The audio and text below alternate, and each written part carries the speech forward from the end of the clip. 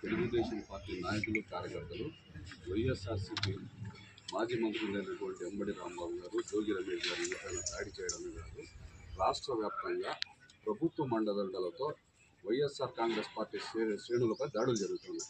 దీనికి కారణము ముఖ్యమంత్రి గారు, డిప్యూటీ సీఎం కాబట్టి వారిపైన చర్యలు తీసుకోవాలని రాష్ట్ర వ్యాప్తంగా జగన్మోహన్ రెడ్డి గారి ఆదేశాల ప్రకారం ఈ పొక్కటి పోలీస్ స్టేషన్ కూడా మేము మిమ్మల్ని కేసు కట్టమని ఇవ్వడం జరుగుతుంది.